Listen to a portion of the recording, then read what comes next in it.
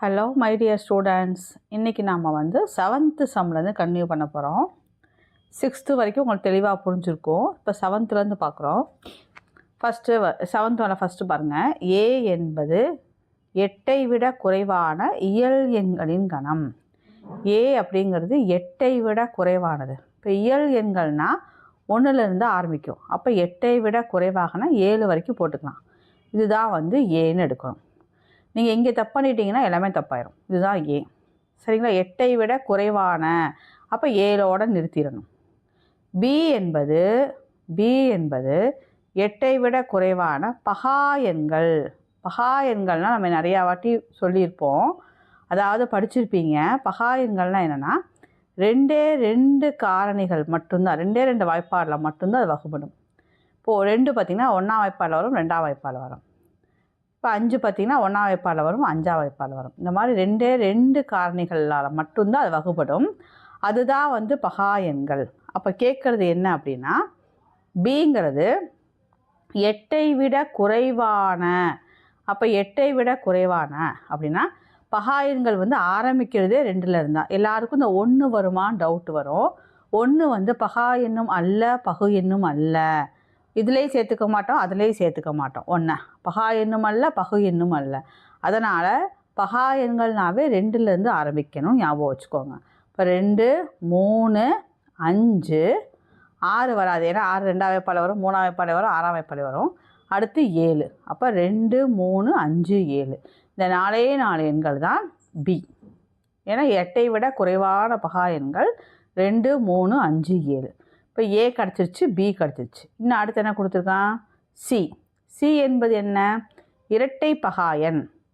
இந்த உலகத்திலேயே எல்லா பகா எண்களும் ஒற்றை எண்கள் தான். 2 மட்டும்தான் இரட்டை பகா எண். ஒரே ஒரு இரட்டை பகா எண் தான் உலகத்திலேயே இருக்குது, அது 2.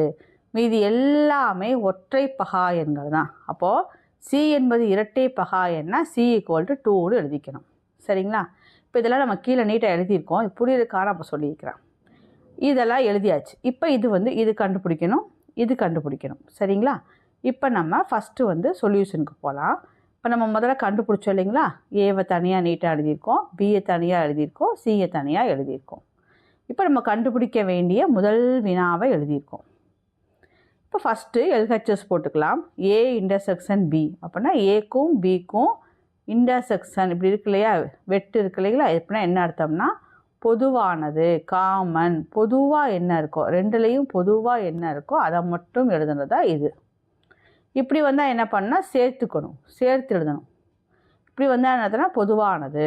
அப்போ ஏக்கும் பிக்கும் பொதுவானது என்ன? 2 இருக்குது, 3 இருக்குது, 5 எழுதிக்கலாம், 7. ஏன்னா இங்கே பார்த்தீங்கன்னா ஏ என்னது 1 2 3, 4 வரும், 5 வரும், 6 வரும். ஏன்னா 7 வரைக்கும் வரும். இப்போ இது 2க்கும் பொதுவானதுன்னு பார்த்தீங்கன்னா 2 3 5 7. சரிங்களா?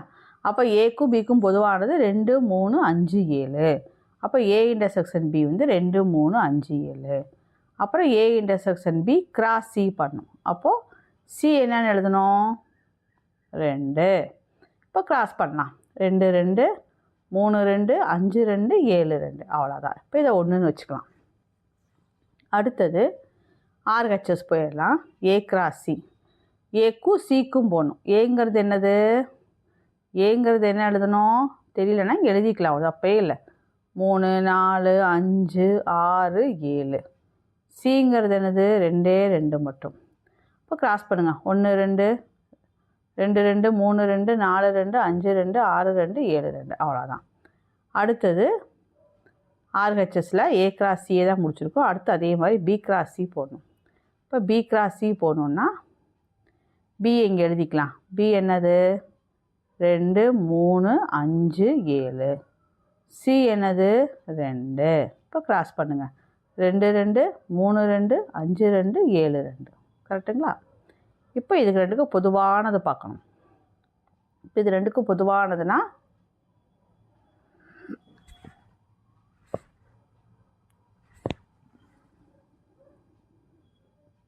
2 2 இருக்குது, 3 2 இருக்குது, 5 2 இருக்குது, 7 2 இருக்குது. கரெக்டுங்களா? அப்போ 4 எழுதிக்கிட்டோம்.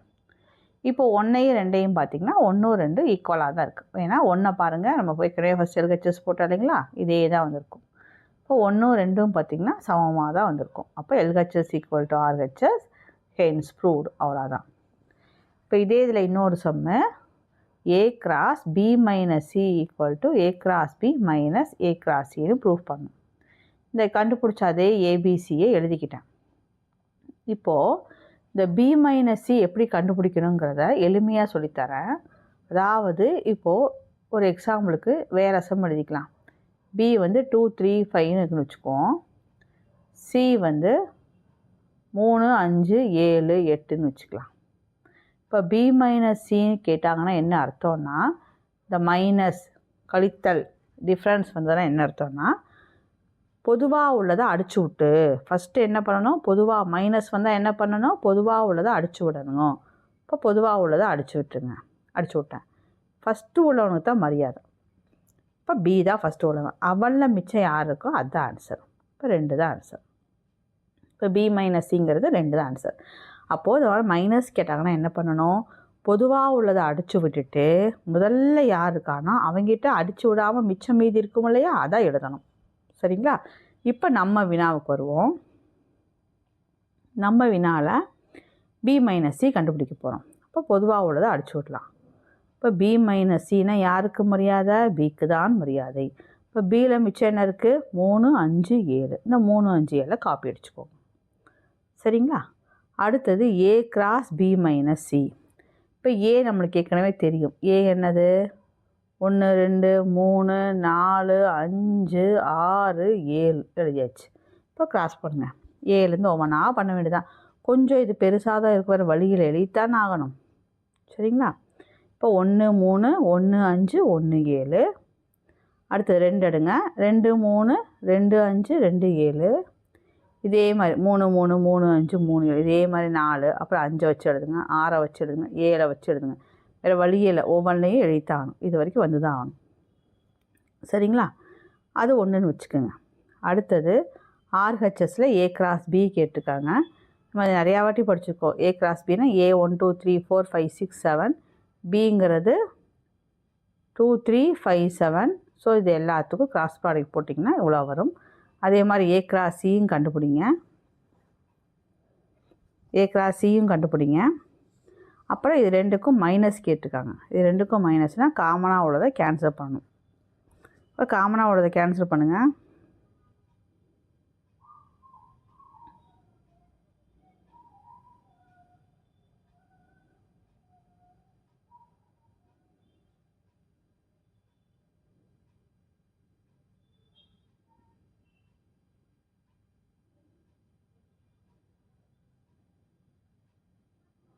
காமனாக கேன்சல் பண்ணியாச்சு. அப்போது இவனுக்கு தான் மரியாதை, இவன்கிட்ட மிச்சம் உள்ளதை எழுதணும். அப்போ இது அடிச்சு விடாமல் இருக்கு இல்லைங்களா, இது எல்லாமே எழுதணும்.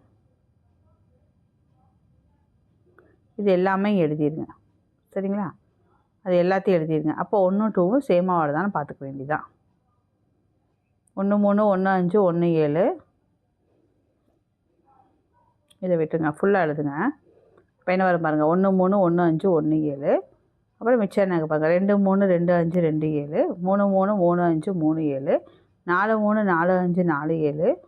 இதே தான் வரும் பாருங்க. இங்கே 2 3 2 5 2 7 3 3 4 3. இதை எழுதுனீங்க. இதை ஒன்றும் பண்ணாதீங்க நீங்கள். இதை இன்னொரு வாட்டி நான் தெளிவாக சொல்கிறேன் பாருங்கள். அதாவது ஆர்ஹெச்எஸ் என்னென்னா A கிராஸ் B கண்டுபிடிக்கணும். கண்டுபிடிங்க. A வந்து 1 2 3 4 5 6 7. B வந்து 2 3 5 7 எழுதி கிராஸ் போடுங்க. அதே மாதிரி A கிராஸ் சியும் கண்டுபிடிங்க. இதில் பார்க்காதீங்க, இங்கே பார்க்காதீங்க, நீங்களாக போடுங்க. இப்போ டிஃப்ரென்ஸ்னால் என்ன பண்ணணும், காமனை கேன்சல் பண்ணணும். இப்போ காமனை ஃபுல்லாக கேன்சல் பண்ணுங்கள்.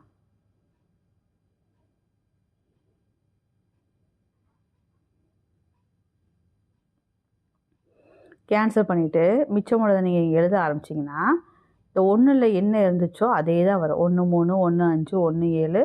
2 3 2 5 2 7. 3 3 3 5 3 7.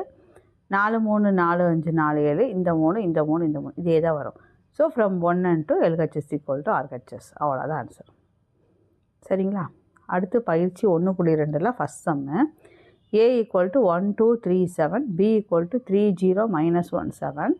பின்வருவனவற்றில் எவை ஏயிலிருந்து பிக்கான உறவுகள்னு கேட்டிருக்காங்க. இப்போ இதான் கொஸ்டினு. ஃபஸ்ட்டு ஏவை எழுதிக்கோங்க, பி எழுதிக்கோங்க. ஏவை எங்கேருந்து எழுதுறோன்னா இதுதான் ஏ, இதுதான் பி. இதை இந்த மாதிரி போட்டு எழுதிக்கோங்க.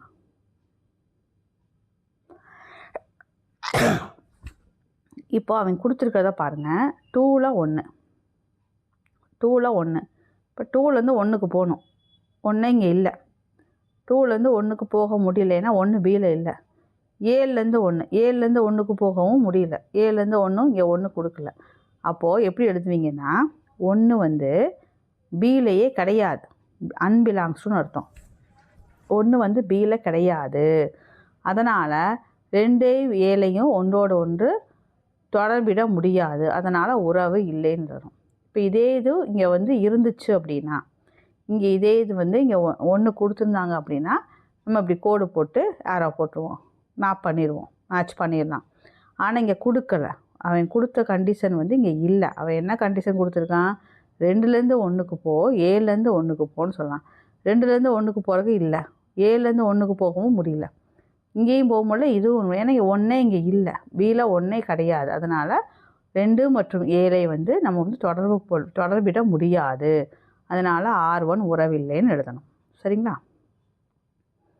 அடுத்தது R2 என்ன சொல்லியிருக்காங்கன்னா -1 to 1.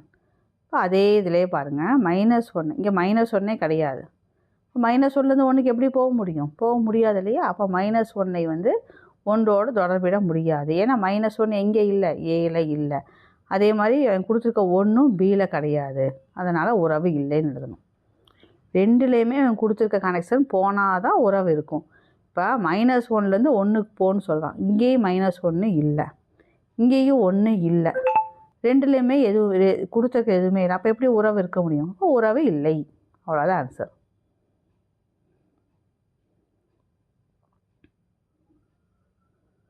அடுத்தது பாருங்கள், 2லேருந்து -1க்கு போக சொல்கிறான். 2லேருந்து -1க்கு போயாச்சு.